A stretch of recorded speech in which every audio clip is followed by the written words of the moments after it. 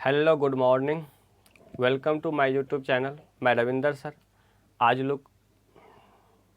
आज आप लोग को हम केमिस्ट्री पढ़ाएंगे।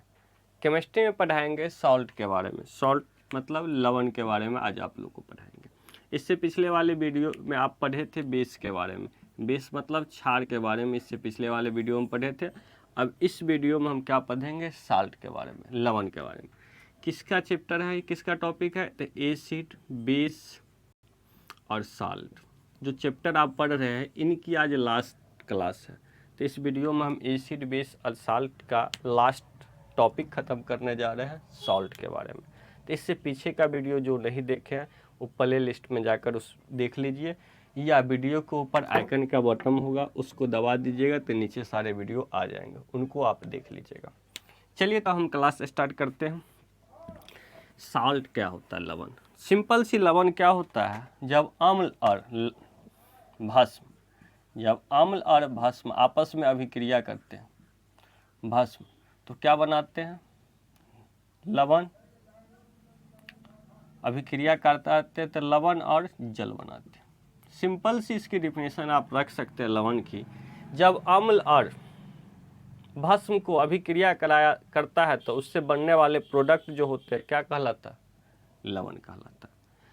तो जब अम्ल और भस्म को रिएक्शन कराएंगे तो उससे जो निर्माण होंगे यौगिक उसे हम क्या कहेंगे? लवण कहेंगे। और जल क्या हो जाएगा? अलग हो जाएगा।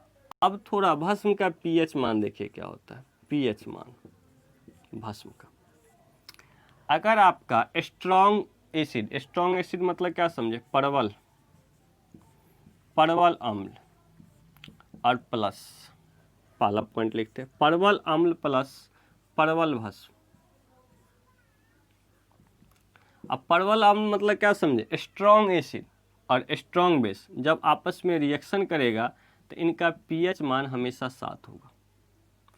जब परवल अम्ल और परवल भस्म आपस में रिएक्शन करेगा तो हमेशा इसका पीएच मान क्या होगा? 7। जैसे एग्जाम्पल में आप ले लीजिए HCl। HCl क्या है? एक स्ट्रॉन्ग एसिड है। NaOH क्या है? एक स्ट्रॉन्ग बेस है, मतलब परवल भस्म है। ये रिएक्शन करने के बाद क्या बनता है? NaCl plus H2। अब NaCl जो बनता है तो NaCl का पीएच मान कितना होता है? 7 होता है, सब जानते हैं। नमक का पीएच मान कितना होता है? 7 होता है। तो हम क्या देखे? स्ट्रॉन्ग एसिड और स्ट्रॉन्ग बेस जब रिएक्शन किया तो क्या बना? एक सॉल्ट बना। उस सॉल्ट का पीएच मान क्या होता है? 7 होता है। तो परवल अम्ल और परवल भस्म जब रिएक्शन करेगा आपस में तो उनमें बनने वाले जो प्रोडक्ट होंगे उसका पीएच मान हमेशा 7 होगा। दूसरा पॉइंट देखिए, अगर परवल अम्ल और दुर्बल भस्म, परवल अम्ल और दुर्बल भस्म मतलब क्या? वीक बेस और स्ट्रॉन्ग एसिड जब रिएक्शन करेगा तो हमेशा इसका पीएच मान क्या होगा? 7 से कम। पीएच मान हमेशा 7 से कम। अब क्या ये 7 से कम कैसे होगा? अब देखिए, हमेशा स्ट्रॉन्ग एसिड है तो एसिड का पीएच मान हमेशा 7 से कम होता है और भस्म का पीएच मान हमेशा 7 से ज़्यादा होता है। स्ट्रॉन्ग है तो ये मजबूत है ना, और ये कमज़ोर है तो किसका बात होगा? मजबूत वाला के कमज़ोर वाला के? तो मजबूत वाला का बात मानना होगा। तो मजबूत वाला क्या है? अम्ल है, और अम्ल का पीएच मान क्या होता है? 7 से कम होता है। नेक्स्ट तीसरा पॉइंट है, अगर दुर्बल भस्म और परवल भस्म, सॉरी एक मिनट, दुर्बल अम्ल प्लस परवल भस्म, दुर्बल भस्म प्लस परवल भस्म। इससे पहले क्या देखे थे हम? परवल अम्ल था, स्ट्रॉन्ग एसिड था। अब हम क्या लिए? एसिड वीक ले लिए। और यहाँ हम क्या देखे थे? भस्म क्या लिए थे? वीक लिए था। अब यहाँ स्ट्रॉन्ग ले लिए।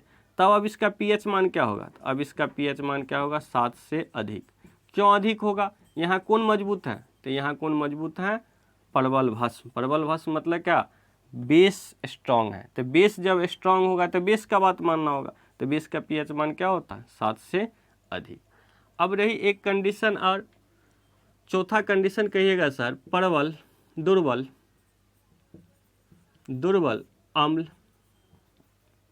और प्लस दुर्बल भस्म, तब पीएच मान क्या होगा? तो जब दुर्बल अम्ल और दुर्बल भस्म का रिएक्शन नहीं होता, इनके साथ कोई रिएक्शन नहीं, नो रिएक्शन। दुर्बल अम्ल और दुर्बल भस्म के साथ कोई रिएक्शन नहीं होता है, समझ गए? इसीलिए इनका कोई पीएच मान होगा ही नहीं। तो क्या समझे सॉल्ट का पीएच मान के बारे में? अगर स्ट्रॉन्ग एसिड मतलब प्रबल अम्ल और वीक बेस मतलब स्ट्रॉन्ग बेस प्रबल भस्म अगर रिएक्शन करेंगे तो इसका पीएच मान हमेशा 7 होगा। अगर प्रबल अम्ल स्ट्रॉन्ग एसिड दुर्बल भस्म वीक एसिड जब रिएक्शन करेगा तो हमेशा पीएच मान 7 से कम, क्योंकि यहाँ मजबूत कौन है? अम्ल है, और अम्ल का पीएच मान क्या होता है? 7 से कम होता है। तीसरी बात क्या हम पढ़े? अगर दुर्बल अम्ल है, वीक एसिड रहे और प्रबल भस्म है, स्ट्रॉन्ग क्या रहे? बेस रहे, तब हमेशा पीएच मान क्या होगा? 7 से अधिक, क्योंकि किसका मान बात होगा? जो स्ट्रॉन्ग रहता है उनका। चौथी बात, दुर्बल अम्ल और दुर्बल भस्म जब रिएक्शन करेंगे तो रिएक्शन होंगे ही नहीं, जब रिएक्शन होंगे नहीं तो इसका पीएच मान क्या होंगे? नहीं होंगे। तो समझ के बाद इसके पीएच मान।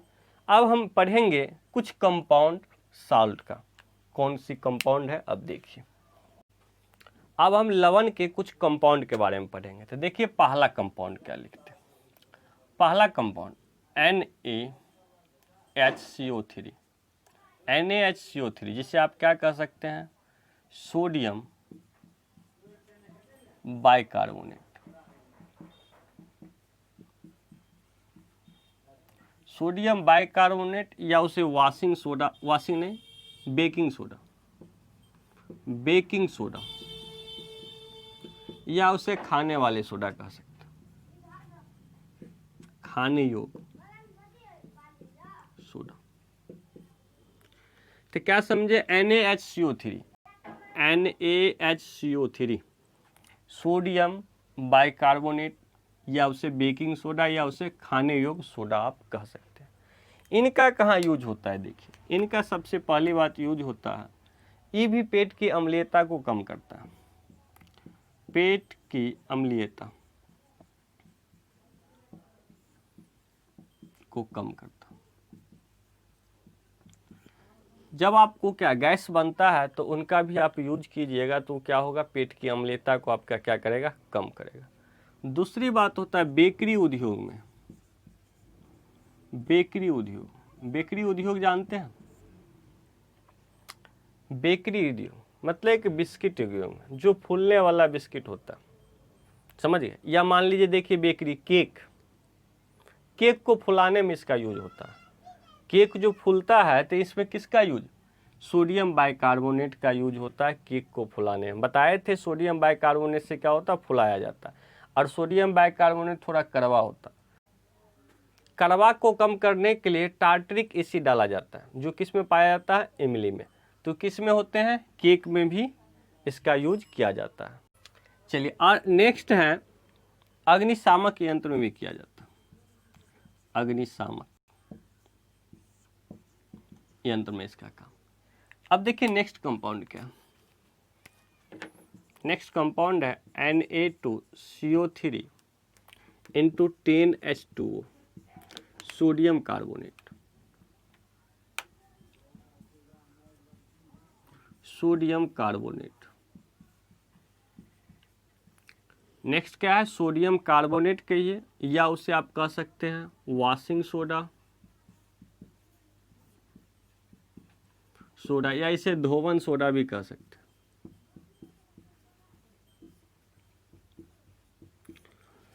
तो क्या समझे? Na2CO3 इंटू 10H2O को क्या कहते हैं? सोडियम कार्बोनेट, वॉशिंग सोडा या धोवन सोडा। तो इनका कहाँ यूज होता है? इनका पहला यूज होता है कांच में, कागज में, कपड़ा में, समझ गए? साबुन में, निर्माण में, समझ गए? कांच के निर्माण में, कागज के निर्माण में, कपड़ा के निर्माण में, साबुन के निर्माण में। इसके बाद इसका और काम है जल की कठोरता को दूर करने में। जल की अस्थाई जल की अस्थाई कठोरता को दूर करने में। इसके काम और क्या है? जल की अस्थाई कठोरता को दूर करने में। तो क्या समझे? सोडियम कार्बोनेट का काम कहाँ है? कांच, कागज, कपड़ा, साबुन के निर्माण में, जल की अस्थाई कठोरता को दूर करने में।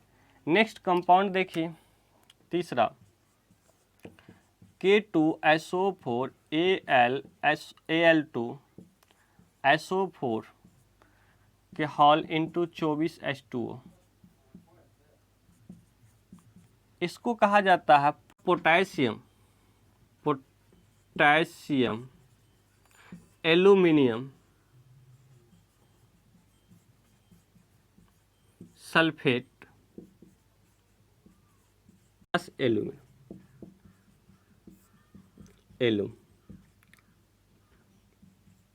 एलम, या इसे क्या कहा जाता है? पोटासियम कहा जाता है। तो या इनको आप फिटकिरी भी कह सकते हैं, इसी को कहा जाता है फिटकिरी। अब देखिए फिटकिरी क्या, फिटकरी जानते हैं, जब आप शेविंग करने के बाद इसको यूज किया जाता है, हजाम शेविंग करने के बाद जो यूज करता है उसे ही हम क्या कहते हैं? फिटकरी। इसका यूज क्या है? देखिए, रुधिर के थक्का जगने में सहायक होते हैं, रुधिर के थक्का जमाने में सहायक।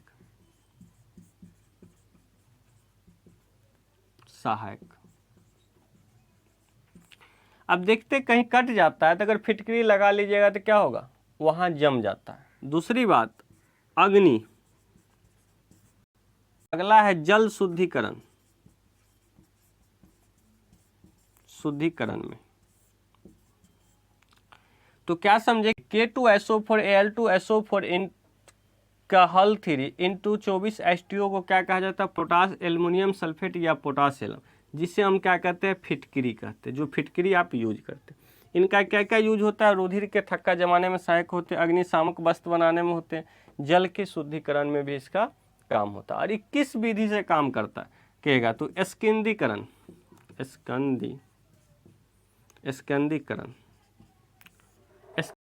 मतलब क्या? जमावट प्रक्रिया पर कार्य करता। स्कंदीकरण या जमावट प्रक्रिया पर कार्य करता है। एक बात और, अगर इसका आपसे पूछ दे केमिकल नेम, तो केमिकल नेम कुछ नहीं है। तो देखिए केमिकल नेम सिंपल सी बात है, यहाँ H2O है, तो जल को हम हाइड्रेट कहते हैं, तो आपको लिख दीजिएगा हाइड्रेट। और K2 का पोटेशियम कहते हैं, तो क्या कहेंगे? Hydrate potassium.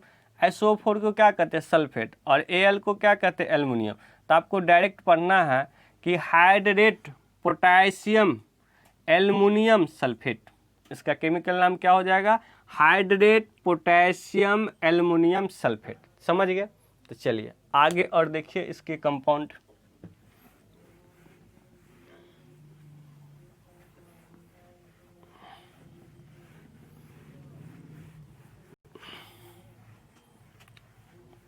अब देखिए चौथा क्या, चौथा है CaOCl2, या इसे आप कह सकते हैं विरंजक चूर्ण, या इसे कहते हैं ब्लीचिंग पाउडर, चूर्ण या ब्लीचिंग पाउडर। इसे कह सकते हैं विरंजक चूर्ण या क्या से कह सकते हैं? Bleaching powder.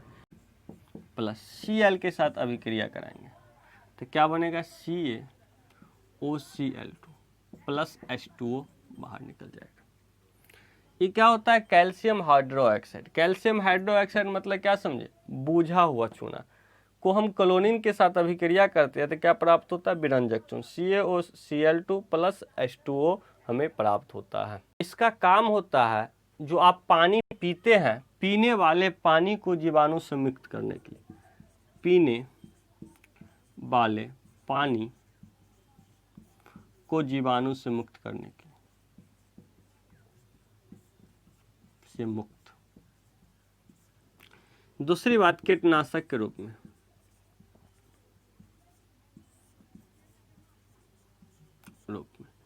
अब नेक्स्ट कंपाउंड देखिए इसका 5 CaSO4 इंटू 2H2, जिससे आप क्या कहते हैं जिप्सम, जिप्सम, या इसे आप कह सकते हैं जिप्सम का केमिकल नेम लिख सकते हैं आप इनका कि कैल्शियम सल्फेट, या लिख सकते हैं हाइड्रेट कैल्शियम सल्फेट, इसका केमिकल नेम हो गया। देखिए जल को हम हाइड्रेट करते हैं, एक कैल्शियम सल्फेट इनको लिख सकते हैं, एक केमिकल नेम है। इनका उपयोग क्या होता है सीमेंट में, सीमेंट बनाने में। जिप्सम का उपयोग कहाँ होता है, सीमेंट बनाने में। और एक चीज़ देखिए CaSO4 इंटू 2H2, जिप्सम को अगर 120 डिग्री सेल्सियस पर अगर हम गर्म करेंगे, हीट करेंगे, तो बनाएगा CaSO4 इंटू हाफ H2, मतलब POP।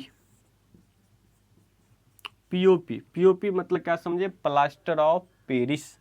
जब जिप्सम को CaSO4 इंटू 2H2O को 120 डिग्री सेल्सियस पर गर्म करेंगे तो क्या बनेगा CaSO4 into half H2O, half H2, जिसे हम क्या कहते हैं POP मतलब प्लास्टर ऑफ पेरिस। तो क्या समझे, CaOCl2 को विरंजक चून या ब्लीचिंग पाउडर कहते हैं, जिसको CaOH को Cl से रिएक्शन कराने पर CaOCl2 प्लस H2O निकलता है। मतलब कैल्शियम हाइड्रोक्साइड को हम क्लोरीन के साथ रिएक्शन कराएंगे तो क्या बनेंगे, ब्लीचिंग पाउडर, और जल क्या होंगे, बाहर निकल जाएंगे। इसका यूज क्या होता है, पीने वाले पानी को जीवाणु से मुक्त करने में, और इसका यूज क्या है, कीटनाशक के रूप में। इनके बाद अगला कंपाउंड देखिए CaSO4 इंटू 2H2, इसे हम जिप्सम कहते हैं। उन्हीं की केमिकल नेम लिखेंगे तो क्या लिखेंगे, जल को हाइड्रेट लिखते हैं, CO को कैल्शियम, SO4 को सल्फेट, तो क्या कहेंगे हाइड्रेट कैल्शियम सल्फेट। इसका एक यूज होता है सीमेंट बनाने में, समझ गए। तो जिप्सम और इसका क्या यूज है, अगर जिप्सम को हम 120 डिग्री सेल्सियस पर गर्म करेंगे, कितने पे, 120 डिग्री सेल्सियस पर, तो क्या बनेंगे CaSO4 इंटू हाफ H2O, जिसे प्लास्टर ऑफ पेरिस या POP कहा जाता है। अब देखिए प्लास्टर ऑफ पेरिस क्या है।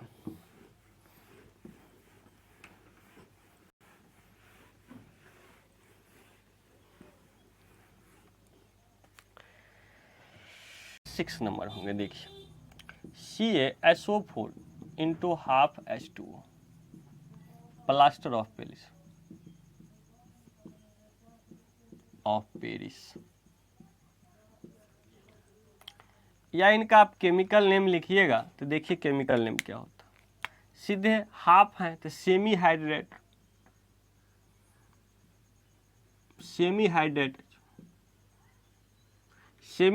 लिख देना, हाफ है, और कैल्शियम सल्फेट,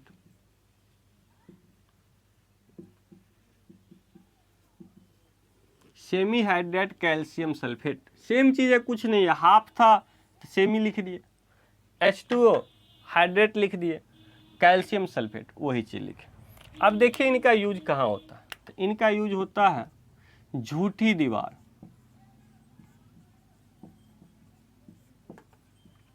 बनाने में, मूर्ति बनाने में,